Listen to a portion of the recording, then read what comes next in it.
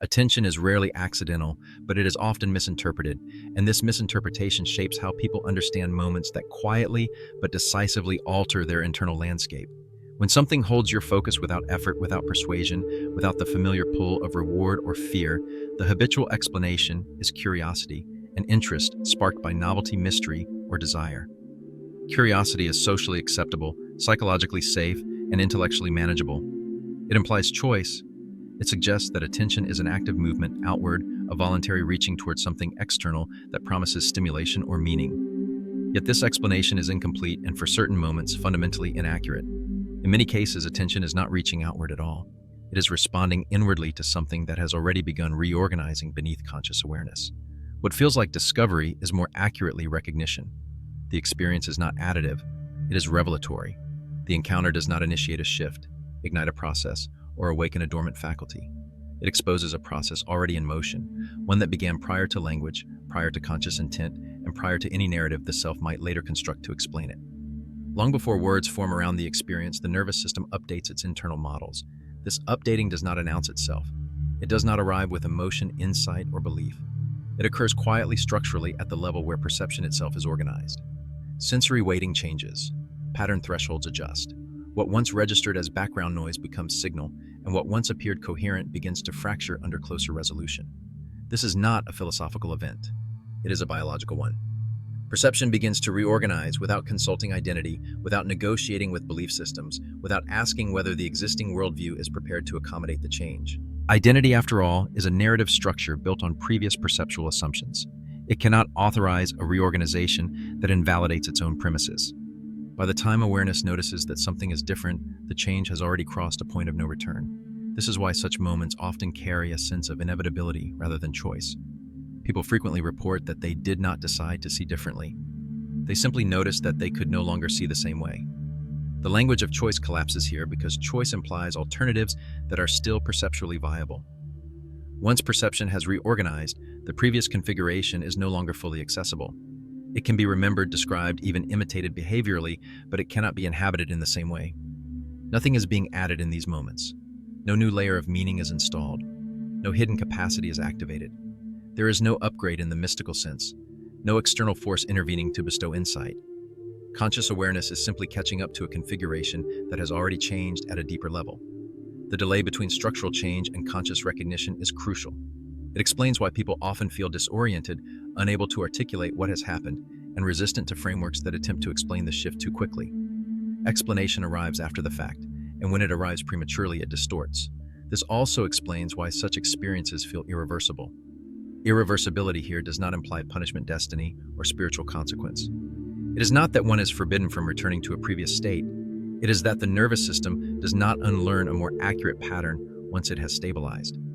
The brain is predictive by nature. It continuously updates its models of reality to minimize error. When a model proves more accurate, more coherent, and more efficient at organizing sensory input, the system adopts it. Reverting to a less accurate model would increase error, increase energetic cost, and reduce coherence. Biological systems resist that regression, not out of principle, but out of efficiency. This is why resistance often follows recognition. Conscious identity attempts to preserve continuity by clinging to familiar narratives, roles, and interpretations, even as the underlying perceptual machinery has moved on. The tension between an updated perceptual system and an outdated self-concept creates friction. This friction is often mislabeled as confusion crisis or existential disturbance. In reality, it is a lag between structure and story. The story has not yet caught up. Attention in this context functions as a signal flare rather than a spotlight. It does not illuminate something new. It marks the location where internal coherence has already shifted enough to be noticed. The pull of attention is not seductive. It is stabilizing. It draws awareness toward the site of reorganization so that conscious processing can eventually align with what the nervous system has already implemented. This is why certain texts, ideas, or encounters feel uncannily precise, as if they are naming something already known but never articulated. The relief often felt in these moments does not come from learning something new, but from the reduction of internal dissonance. Something unnamed is finally given form, not to create it, but to acknowledge it. Recognition, unlike curiosity, does not ask, "What is this?" It says, often wordlessly, "Yes, that." It carries a bodily quality, a sense of alignment rather than excitement. There is often less emotion than expected, less drama, less revelation.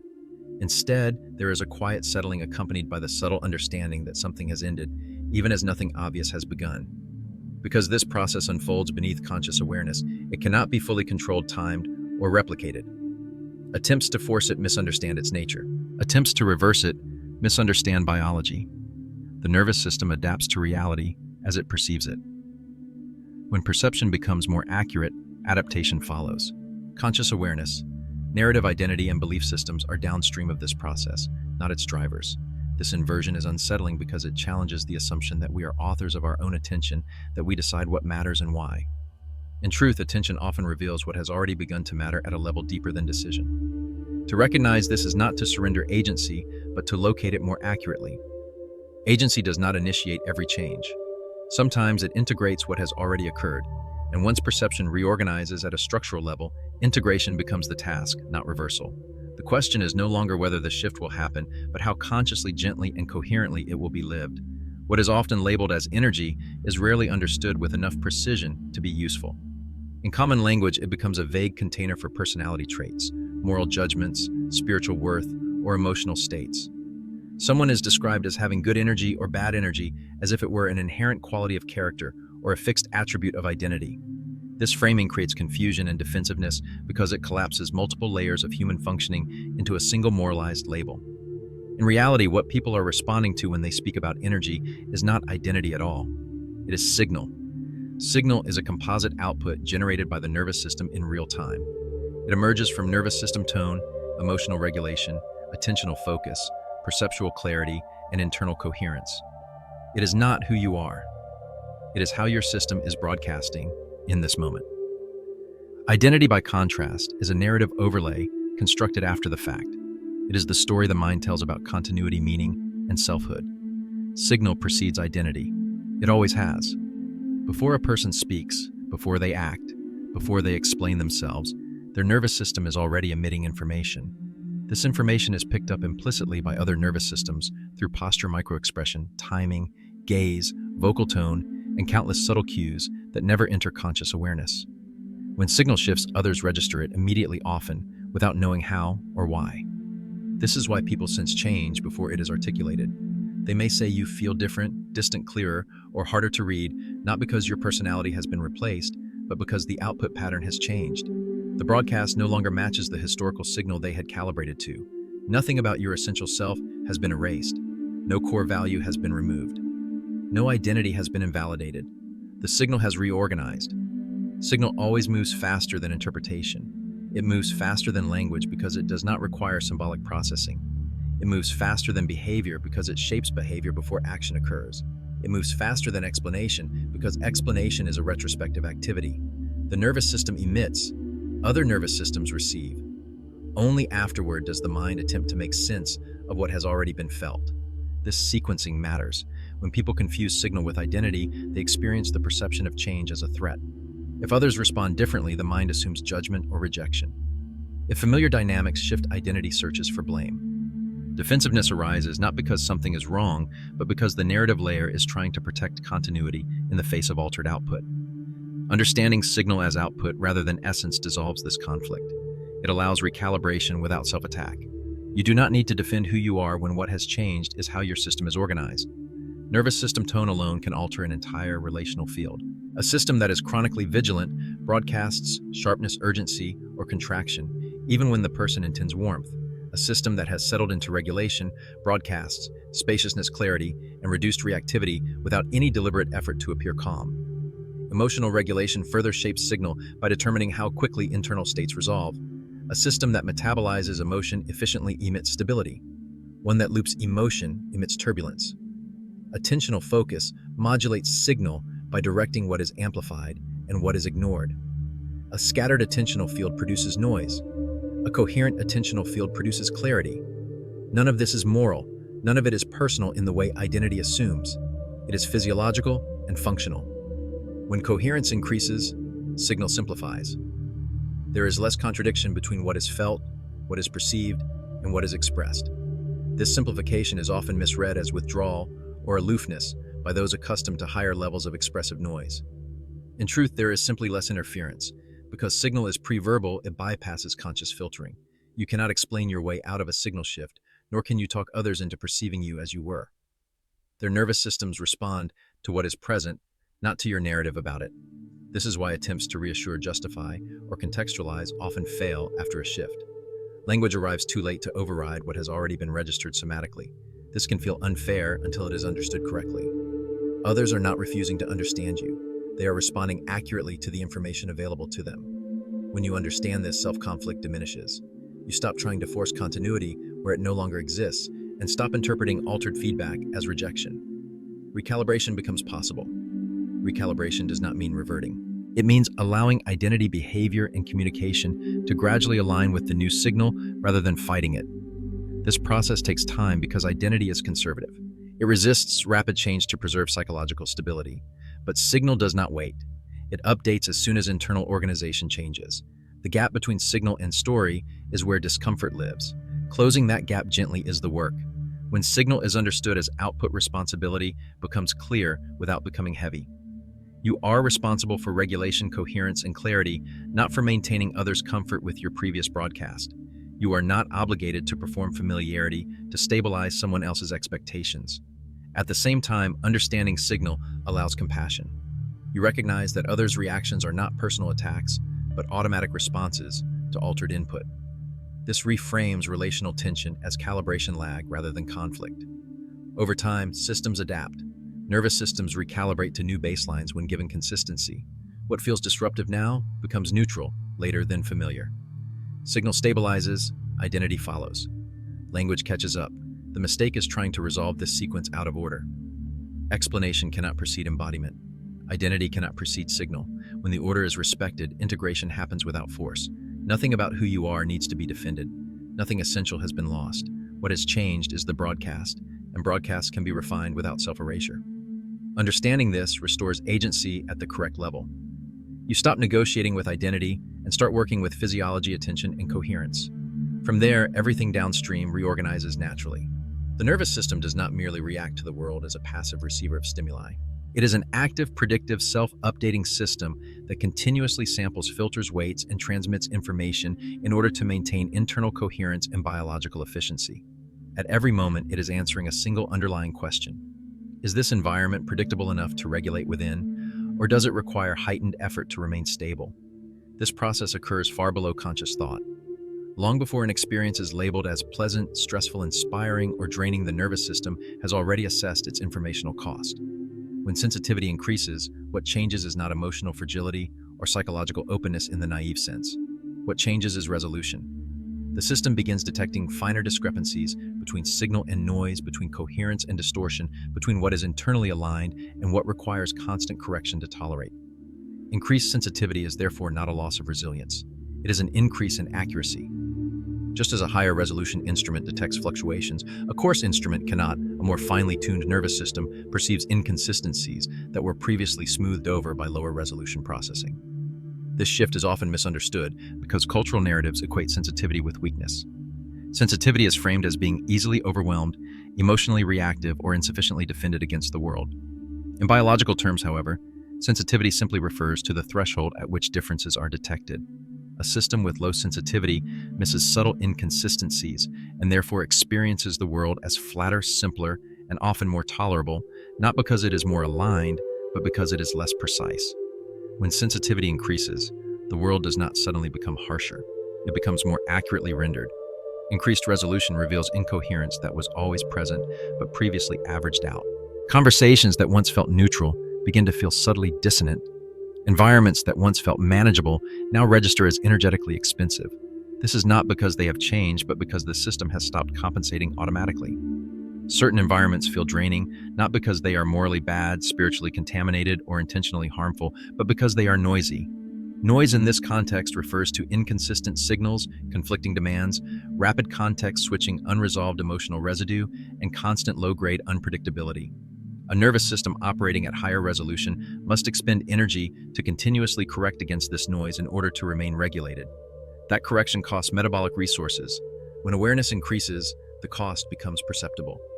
What was once endured unconsciously is now felt consciously as fatigue, irritation, or depletion. This is not pathology. It is feedback. It is the system reporting that the energetic equation has changed. The same principle applies to interpersonal dynamics. Certain people exhaust not because they are malicious, manipulative, or toxic in a dramatic sense, but because their signal is incoherent relative to yours. Incoherence can arise from chronic emotional dysregulation, performative identity, unresolved internal conflict, or misaligned attentional patterns. Interacting with such a signal requires constant micro-adjustments, suppressing one's own clarity, translating between incompatible frames, or stabilizing another's emotional field implicitly. Again, the cost is real, and increased sensitivity simply makes that cost visible. None of this requires mysticism to explain. It is biology. Nervous systems are coherence-seeking systems. Their primary objective is not happiness, morality, or meaning, but regulation with minimal energetic expenditure. Coherence allows for efficient prediction and response. Incoherence increases error, and error requires correction. Correction consumes energy. When coherence is absent, whether in an environment, a relationship, or an internal narrative, the nervous system must work harder to maintain equilibrium. When sensitivity is low, this work happens in the background unnoticed, but still costly. When sensitivity increases, the work becomes conscious. The system no longer numbs or normalizes the strain. It reports it. This reporting is often misinterpreted as becoming less tolerant or more fragile when in fact it reflects a reduction in unconscious self-suppression. Awareness of energetic cost is therefore not a regression. It is an upgrade in feedback fidelity. A system that cannot feel cost cannot optimize. It can only endure. Endurance is not resilience. It is delayed consequence. True resilience arises from accurate sensing and adaptive response, not from the ability to override signals indefinitely. When people become aware that certain settings drain them, the instinct is often to judge themselves for it, to assume they have become picky, antisocial, or spiritually misaligned. In reality, the system is simply refusing to subsidize incoherence without acknowledgement. This refusal is not a moral stance. It is an efficiency correction. The body is saying with greater clarity than before, this requires more than it returns. This increased precision also explains why sensitivity often coincides with reduced tolerance for performative interactions, hollow rituals, or environments saturated with unprocessed stress. These contexts are rich in contradiction. Words do not match tone. Values do not match behavior. Pace does not match capacity. The nervous system detects these mismatches immediately when resolution is high. Sustaining engagement under such conditions demands constant internal bracing. Over time, this bracing becomes untenable. The resulting withdrawal is often misread as disengagement from life, when it is actually disengagement from unnecessary energetic loss. Importantly, this does not mean that difficulty or challenge should be avoided. Coherent challenge is energizing. It sharpens attention, mobilizes resources, and produces a sense of meaningful effort. Incoherent demand, by contrast, drains without clarifying, consumes without orienting, and exhausts without resolving. Understanding sensitivity as precision reframes the entire experience. It removes shame from the need for boundaries. It removes pathology from the desire for simplicity. It removes ego from the preference for certain people, spaces, or rhythms. The system is not seeking comfort. It is seeking alignment. Alignment reduces correction. Reduced correction conserves energy. Conserved energy increases capacity. Capacity allows for deeper engagement where coherence exists. This is why, paradoxically, increased sensitivity often leads to greater depth, not withdrawal when conditions are right. In coherent environments, the same system that feels drained elsewhere feels alive, focused, and expansive. The difference is not attitude, it is signal quality. Recognizing this allows for intelligent self-regulation rather than reactive self-judgment. Instead of asking, "Why am I like this now?" the more accurate question becomes, "What is my system detecting that it could not detect before?" Instead of forcing tolerance, one can assess cost. Instead of interpreting exhaustion as weakness, one can read it as data. This does not mandate isolation or avoidance. It invites calibration. Some noise can be tolerated for limited periods. Some incoherence can be navigated with recovery. But sustained exposure without acknowledgement is no longer viable once sensitivity has increased. The nervous system will not return to lower resolution simply to maintain familiar patterns. It has updated. Its feedback is more accurate. Listening to that feedback is not self-indulgence. It is biological literacy. In this light, increased sensitivity is not something to be fixed or managed away. It is something to be understood and integrated. It signals that the system is capable of finer discrimination, deeper coherence, and more efficient engagement with reality. The discomfort that accompanies it is transitional, arising from environments, relationships, and habits that were calibrated to a different level of resolution. Over time, as coherence is prioritized and noise is reduced, where possible regulation becomes easier again, not because sensitivity decreases, but because the system is no longer fighting unnecessary interference. What remains is clarity without strain awareness, without overwhelm, and engagement without constant energetic loss. This is not fragility. It is precision doing its job. As perception reorganizes, the dominance of sequential logic begins to loosen, not because logic has failed, but because it is no longer sufficient on its own to navigate the density of information now being registered. Time, which once felt like a straight line of past, present, and future arranged in orderly succession, is experienced instead as a field of trajectories, overlapping movements, probabilities, and directional flows that can be sensed simultaneously, rather than calculated step by step. In this mode, the nervous system does not wait for events to fully arrive before responding. It recognizes configurations as they are forming. Pattern recognition rises to the foreground, not as a mystical faculty, but as a biologically efficient response to increased informational complexity. Logic is not discarded, it is repositioned.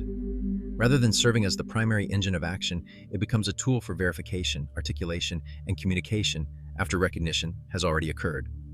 This shift can feel disorienting because many cultures equate legitimacy with linear justification. Every decision must be traceable through a clear chain of reasons. When action arises without that narrative chain fully assembled, it is often mislabeled as impulsivity, irrationality, or vague intuition. In reality, what is occurring is a faster integration of data at levels below conscious narration. The nervous system is responding to recognizable structures, familiar patterns of cause, consequence, and momentum, without waiting for conscious awareness to translate them into language. This is why explanation often lags behind action during this phase. The system moves first, the story comes later.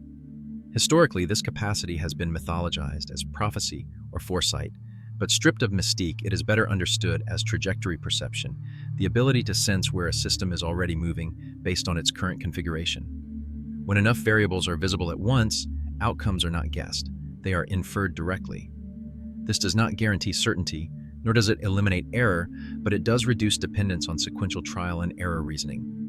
Importantly, this mode does not place the individual outside time or above causality. It simply reflects a different relationship to them.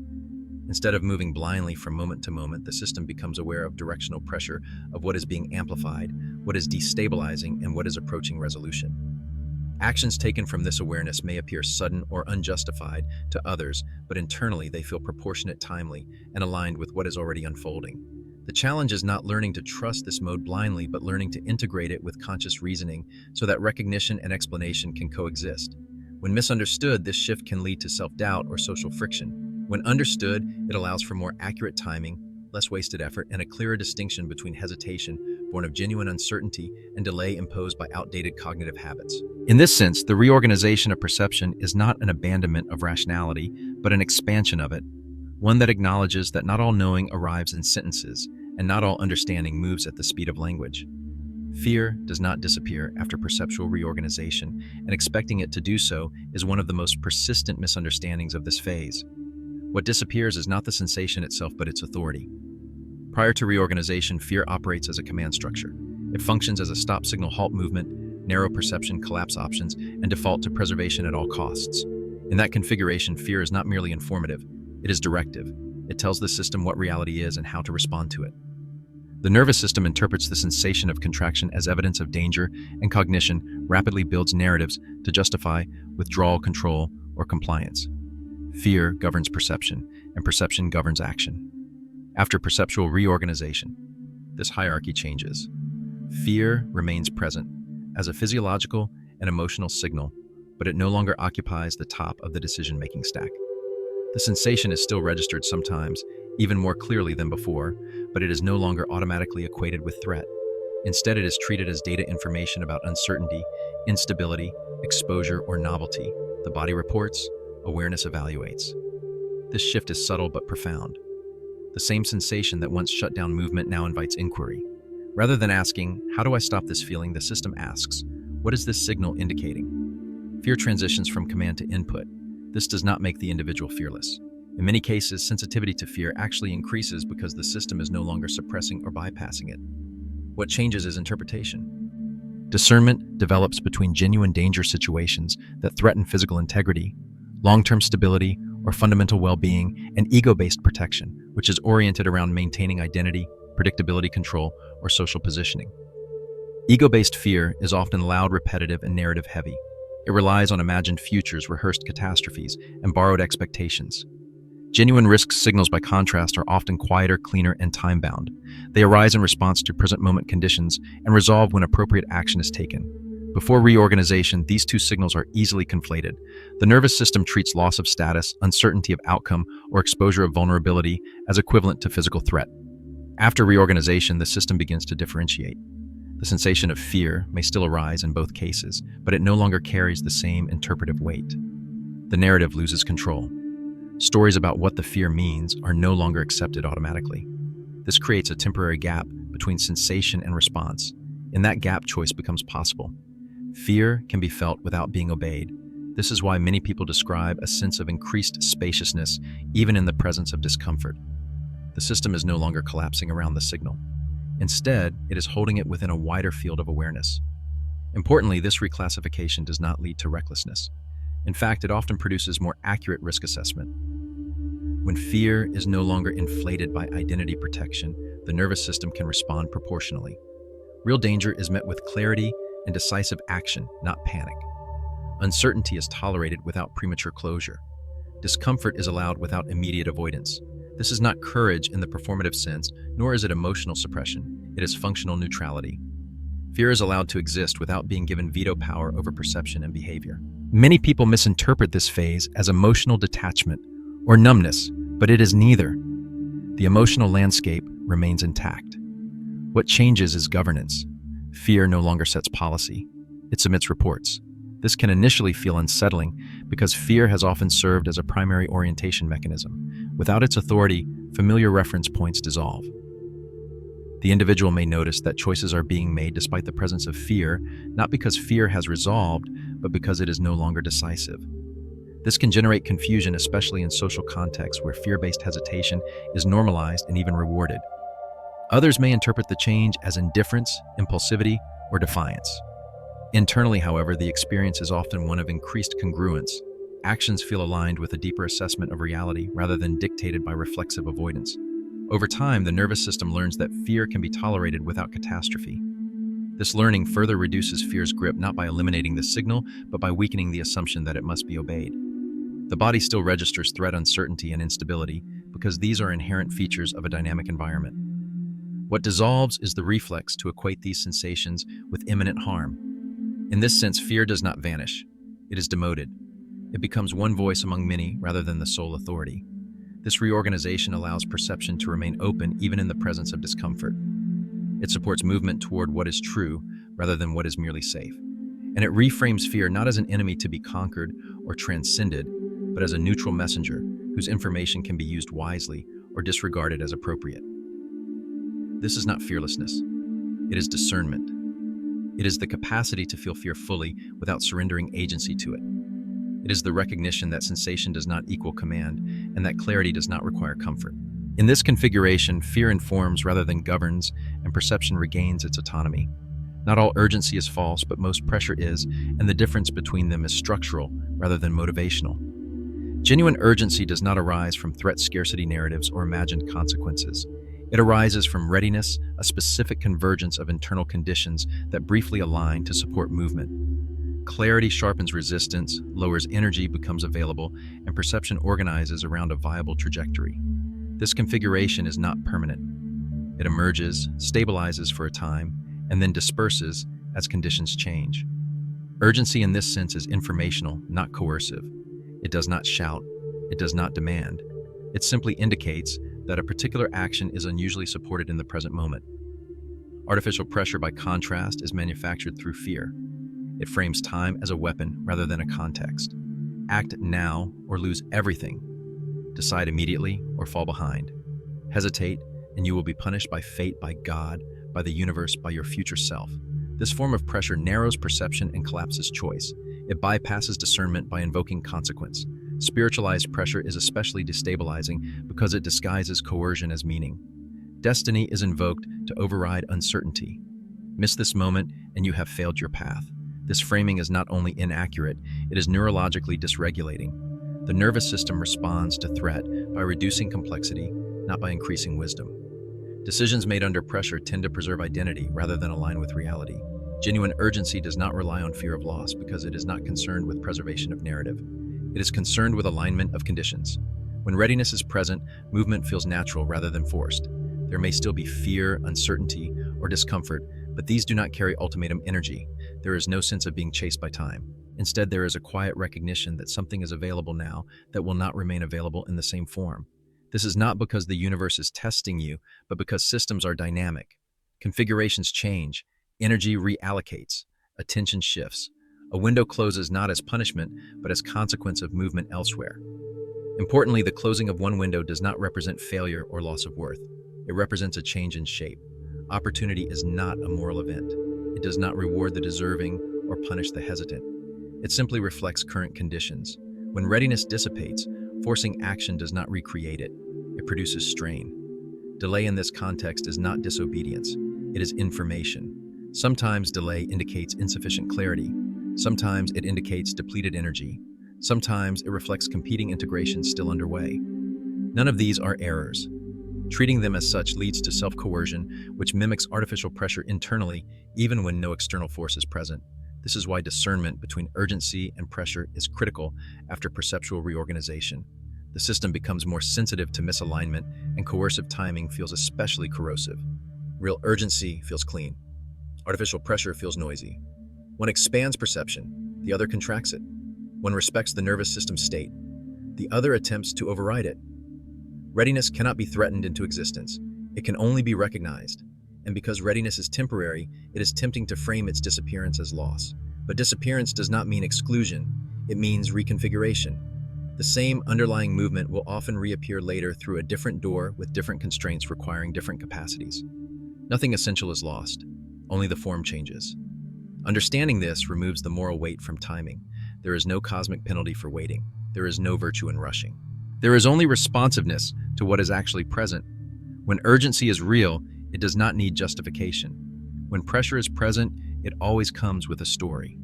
Learning to tell the difference is not about becoming passive or indecisive. It is about refusing to confuse threat with truth. It is about allowing action to arise from coherence rather than compulsion. In this orientation, time is no longer an adversary. It is a variable. And movement, when it happens not because you were forced, but because the system was ready to move. As socially implanted desires dissolve, status validation control, imagined security, a void often appears, and this void is one of the most consistently misunderstood phases of perceptual reorganization. From the outside, and even from within, it can resemble depression, reduced motivation, diminished interest in previously rewarding activities, a flattening of emotional urgency, and a sense of directional uncertainty. But the underlying mechanics are fundamentally different. Depression is a collapse of regulatory capacity under perceived impossibility or chronic threat.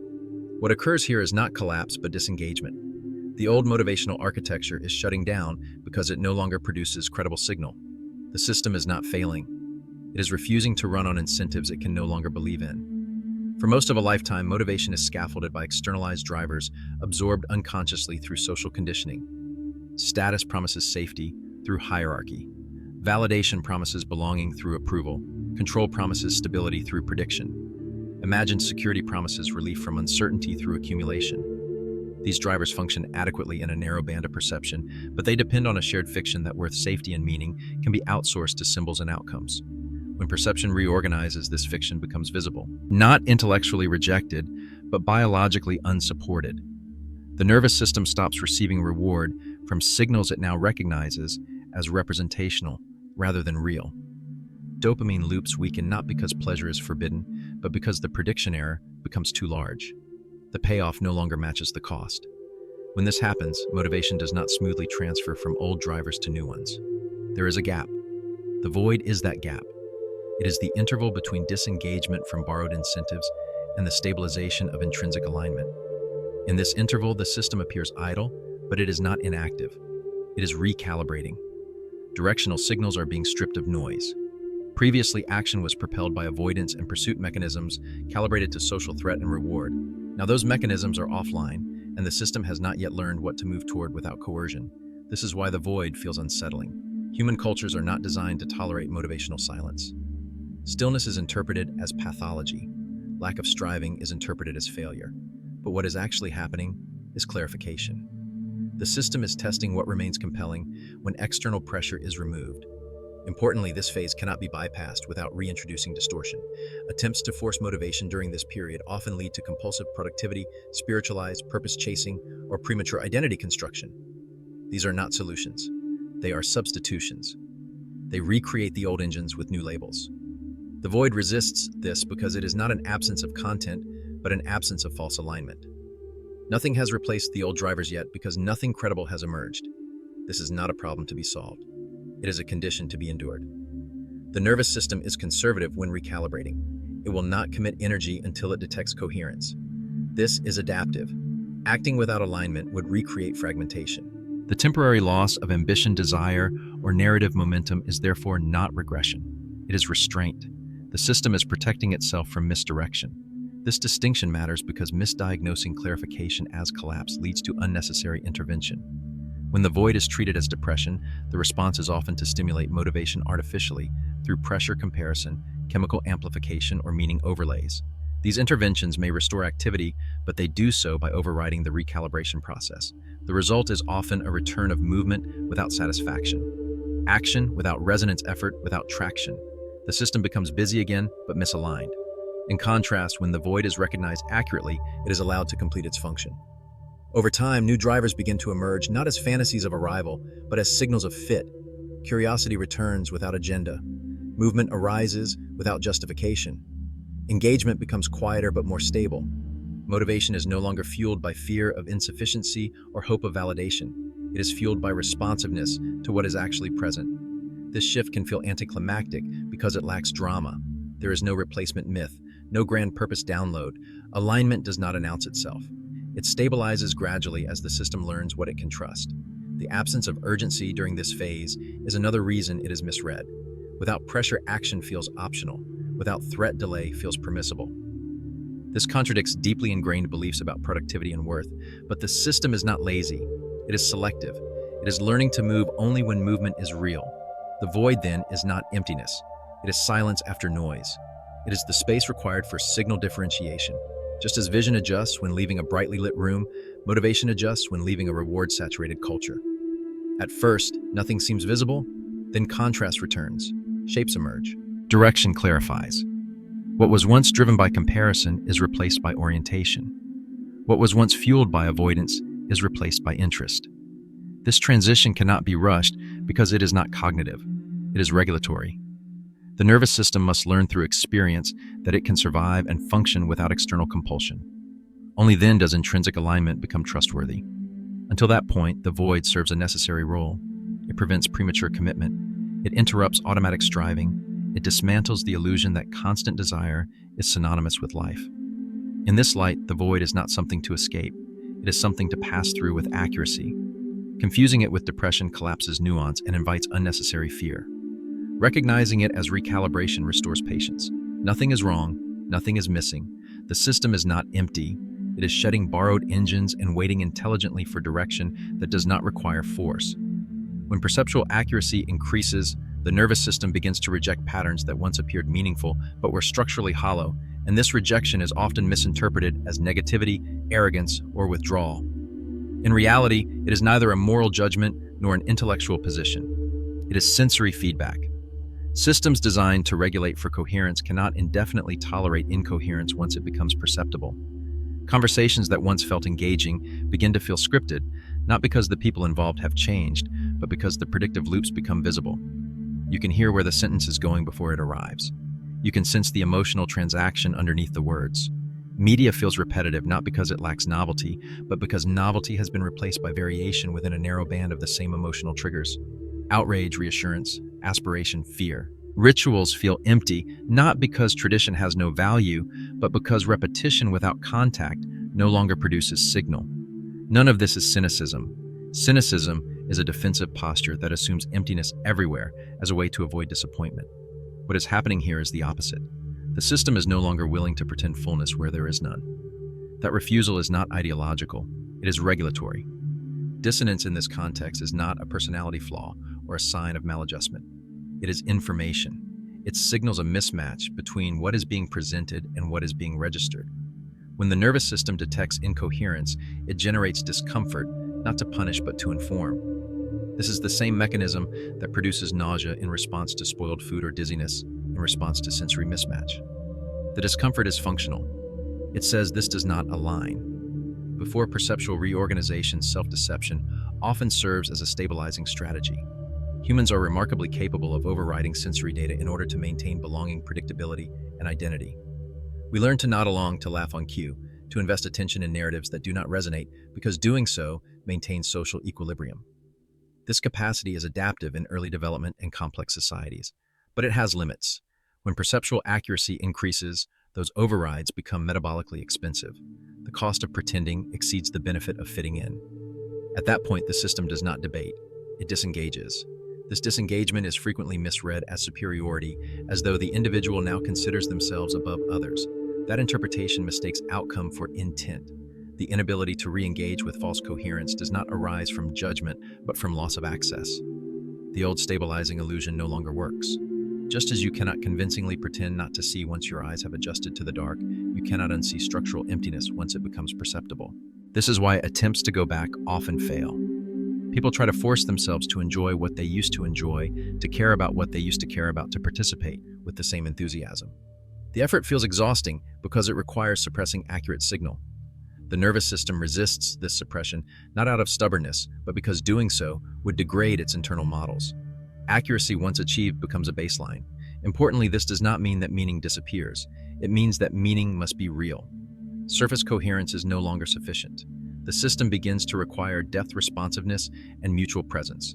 When those are absent, the feedback is immediate: boredom, irritation, fatigue, a sense of hollowness. These sensations are often pathologized or moralized, but they are neither illness nor attitude. They are diagnostics. They indicate where energy is being spent to maintain appearances, rather than exchanged through contact. This shift can be isolating because many social structures are built precisely on shared suspension of disbelief. Small talk, performative outrage, symbolic rituals, aspirational media all rely on collective agreement to treat representations as substance.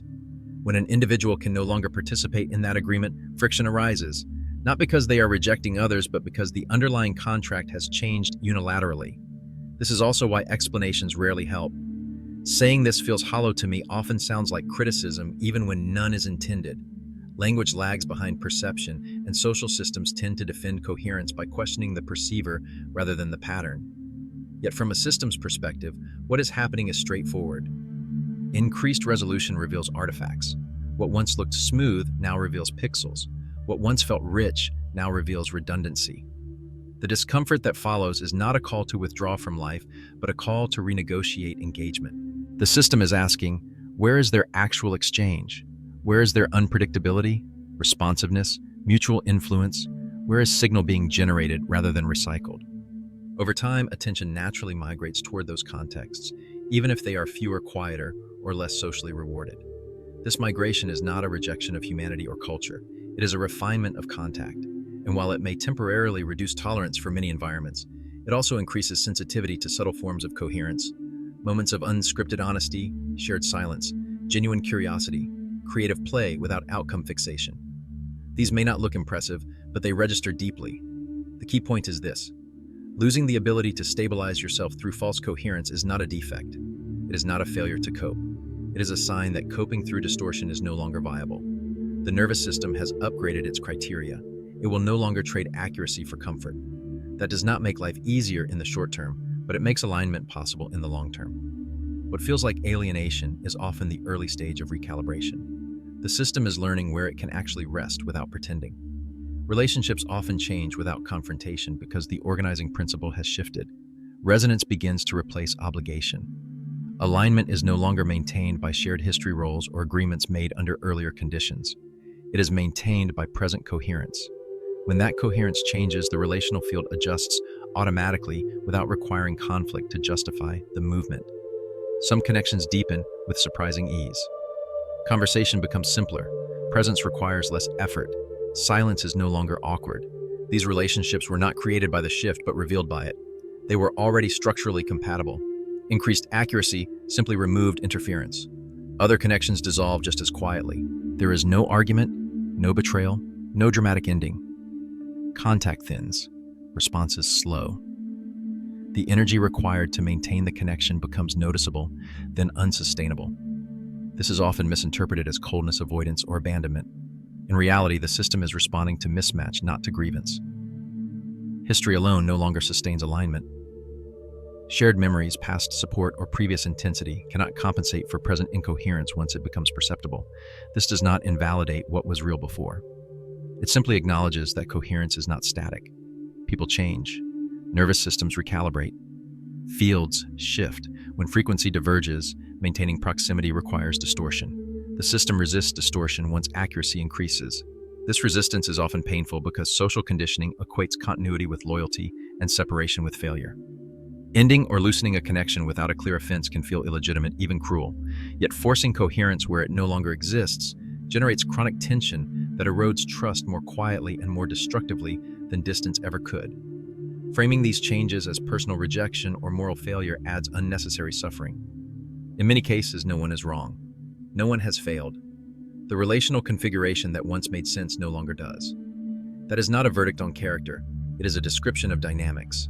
When resonance replaces obligation, the question is no longer, who should I stay connected to, but where does mutual regulation still occur? This reframing removes blame. It allows relationships to recalibrate naturally without needing villains or justifications. Some connections will find a new form at a different distance. Others will pause and later re-emerge under changed conditions. Some will complete their function and release entirely. Allowing this movement without moralization preserves dignity on both sides. It also prevents unnecessary rupture caused by over-explanation or defensive confrontation. Not every ending requires closure. Not every shift requires consensus. Fields adjust whether identities approve or not. The most stabilizing response is not control, but allowance, letting coherence reorganize without forcing continuity or dramatizing divergence. This does not mean withdrawing from care or responsibility. It means recognizing that authentic connection cannot be maintained through obligation once resonance is gone. When alignment remains, effort decreases. When it does not, effort increases until something gives. Allowing quiet dissolution when necessary is not abandonment. It is respect for reality as it is now, not as it once was. 3 destabilizing responses tend to appear when perceptual organization shifts faster than social, emotional, or somatic integration can keep pace. They are often misunderstood as character flaws, spiritual immaturity, or psychological regression. In reality, they are compensatory strategies, attempts by a self-regulating system to regain stability under new conditions. Each response is intelligible when examined structurally. Each arises from the same underlying issue, increased accuracy without sufficient accommodation. None represent moral failure. None indicate that something has gone wrong. They indicate that the system is temporarily misaligned while searching for a new equilibrium. The first response is the attempt to reverse the shift. This often manifests as nostalgia denial or frantic efforts to re-enter previous ways of seeing, relating, or valuing.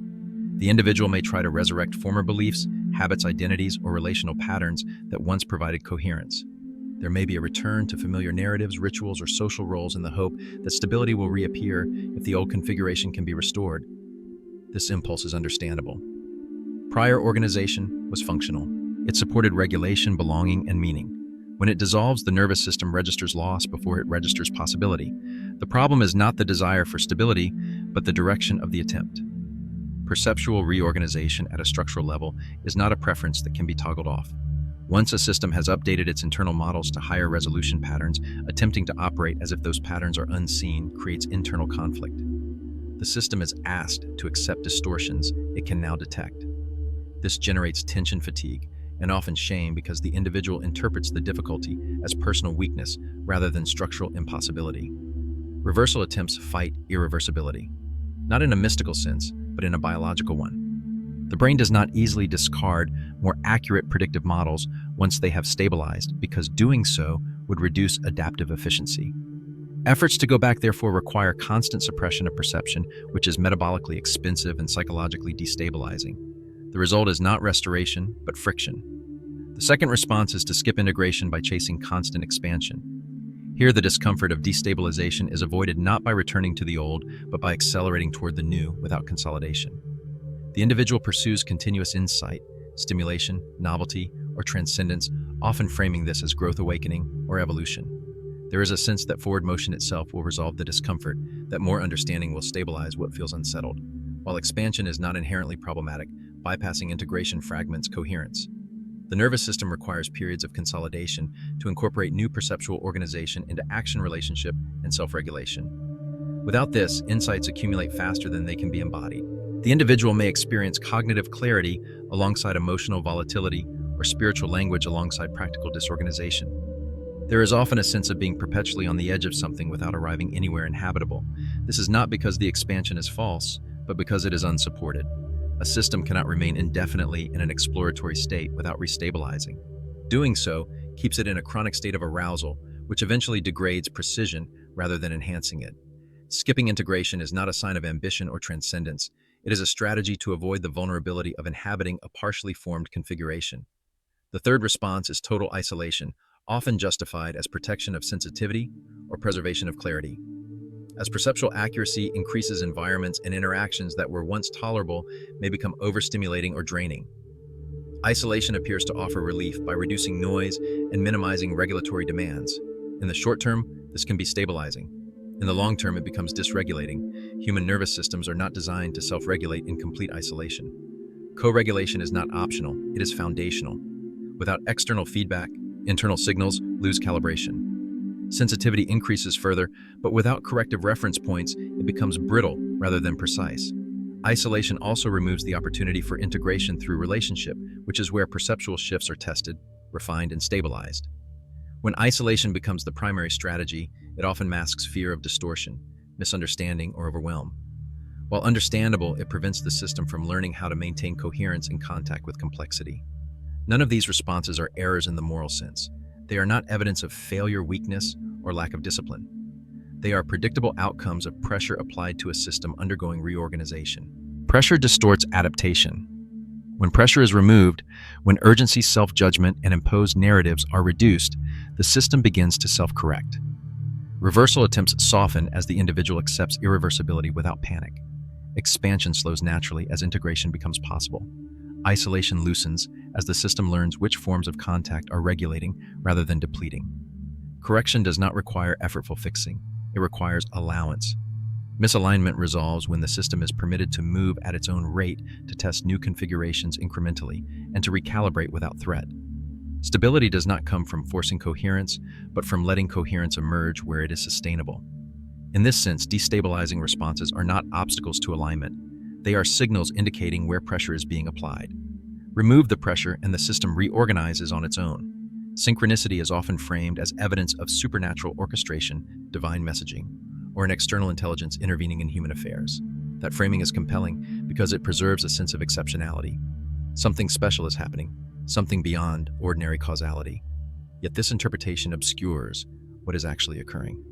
Synchronicity is not the introduction of new forces into reality. It is the exposure of relationships that were already present but previously submerged beneath perceptual noise.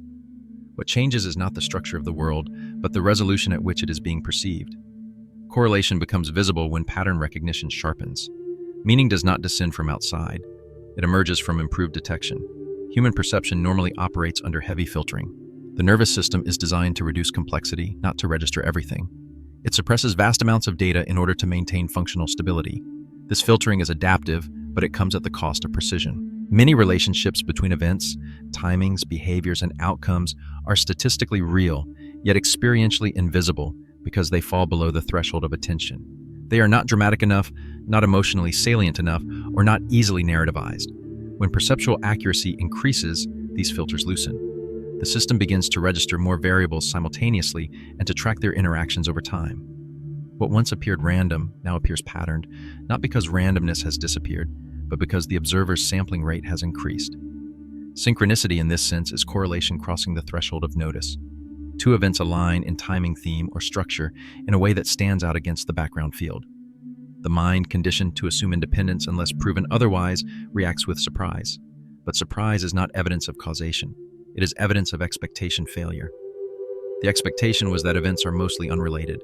When that expectation dissolves, coherence replaces chance as the default interpretation. This does not mean everything is connected in a mystical or intentional way. It means that many systems are already coupled through shared constraints, environments, feedback loops, and histories. Increased pattern recognition makes these couplings visible. As this shift occurs, randomness feels like it is receding. This can be misleading if interpreted literally. Randomness is not eliminated, it is contextualized. Truly random events still occur, but they are no longer overgeneralized to explain everything else. Previously, randomness functioned as a placeholder for unrecognized structure. When structure becomes legible, randomness occupies a narrower, more accurate role. The world does not become ordered, it becomes intelligible. Intelligibility is not control, it is comprehension. The sense that reality is responding arises not because reality has begun to listen, but because the observer has begun to read. This reading does not require belief. It does not depend on assigning intention agency or purpose to events. It depends on sensitivity to configuration. When attention becomes less fragmented, correlations across domains, internal states, external circumstances, timing, interaction become easier to detect. A conversation occurs at the moment a question has stabilized internally. Information appears when a search process has reached readiness. Encounters cluster around unresolved trajectories. None of this implies orchestration. It implies that systems in motion intersect more visibly when tracked with sufficient resolution. What feels like being answered is often the alignment of an internal question with an external signal that was already present but previously unregistered. Importantly, this does not mean that everything perceived as synchronistic is meaningful. Increased sensitivity also increases the risk of overfitting seeing patterns where none are structurally significant. Discernment matters. True synchronicity is not defined by emotional charge alone, but by consistency across time and context. It persists under scrutiny. It does not require exaggeration to remain coherent. When correlation is real, it stabilizes rather than inflates. It informs without demanding belief. It does not insist on interpretation. It simply stands out as structurally relevant. As correlation becomes visible, identity often tries to claim authorship. There is a temptation to believe that awareness itself is causing the alignment that perception is bending reality. This is another misinterpretation. Awareness does not generate structure, it reveals it. The field has always been patterned. Systems have always been interacting. What changes is the observer's capacity to detect non-obvious dependencies. Feeling central to this detection does not mean being central to the process. It means being positioned at a vantage point where intersections are easier to see. This distinction matters because confusing visibility with causation leads to inflation and instability. Understanding synchronicity as perception rather than power allows accuracy without distortion.